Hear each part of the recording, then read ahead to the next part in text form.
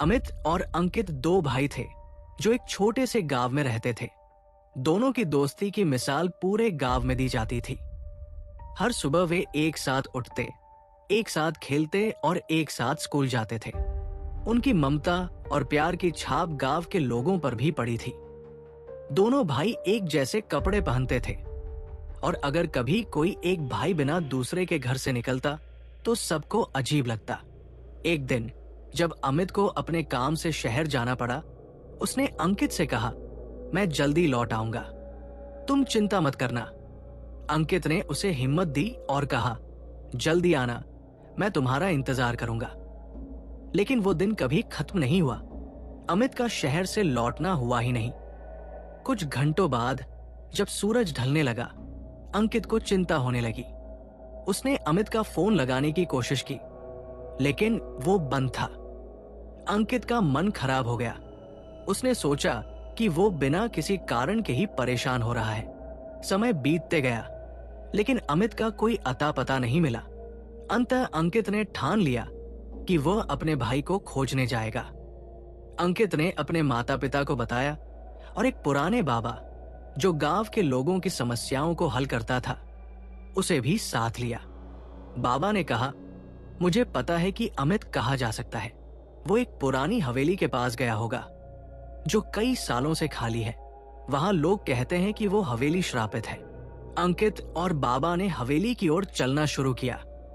रास्ते में गांव के लोग उन्हें डराते हुए कहते रहे, वहां मत जाओ, वो हवेली भूतिया है। लेकिन अंकित के दिल में अपने भाई के प्रति प्यार था जो उसे आगे बढ़ने के लिए प्रेरित कर रहा था।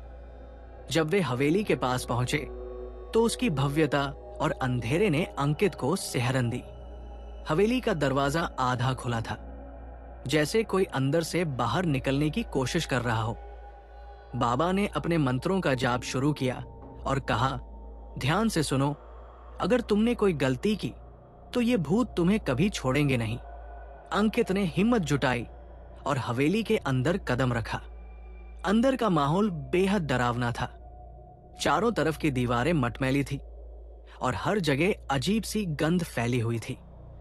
जैसे जैसे वे अंदर बढ़ते गए, उन्हें लगा कि हवा में कुछ गड़बड़ है। अचानक उन्होंने चारों ओर से हंसने की आवाजें सुनी। अंकित ने बाबा से कहा, बाबा ये सब क्या है? बाबा ने कहा, ये भूत है, हमें जल्दी से अमित को ढूंढना होगा। वे आगे बढ़ते गए और अचानक अंकित को एक छाया दिखाई दी। वो उसके भाई अमित की थी। वो कोने में खड़ा था, लेकिन उसकी आंखों में एक अजीब सी चमक थी। अंकित ने उसका नाम पुकारा, अमित, लेकिन अमित ने कोई जवाब नहीं दिया। अंकित की धड़कनें तेज हो गई। फिर अचानक कई भूतों ने उसको चारों ओर से घेर लिया। अंकित डर के मारे कांपने लगा। बाबा ने कहा, इन भूतों के पास बहुत शक्ति है, हमें ध्यान से चलना होगा। लेकिन जैसे ही अंकित ने अमित को पकड़ने की कोशिश की, एक शक्तिशाली भूत उसके सामने आ गया। वो भूत इतना मजबूत था कि उसने अंकित को धक्का दे दिया। बाबा ने कोशिश की कि वो मंत्रों से उन्हें बचाए, लेकिन भूतों की शक्ति से वह भी परेशान हो गया। अंकित ने अपने भाई की ओर देखा, लेकिन अब वो पूरी तरह से भूतों के प्रभाव में था। अंकित ने हिम्मत जुटाई और अपने भाई से कहा, अमित, मैं तुम्हें बचाने आया हूं। लेकिन अमित ने सिर्फ एक अजीब सी हंसी में प्रतिक्रिया दी। अंकित को समझ में आया कि कुछ गड़बड़ है। वो और भी डर गया, लेकिन उसने हार नहीं मानी।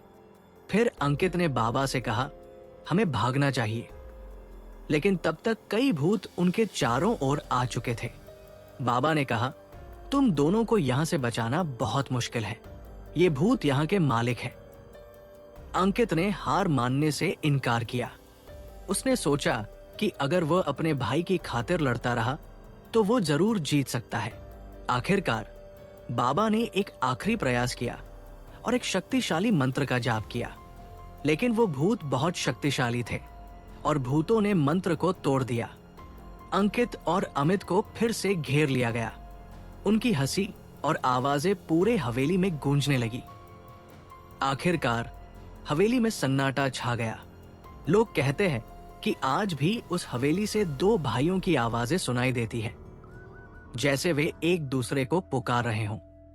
उनका प्यार और बंधन इतना मजबूत था कि वे हमेशा के लिए एक दूसरे के साथ रहना चाहते थे, भले ही वो भूतों के चंगुल में फंस जाएं।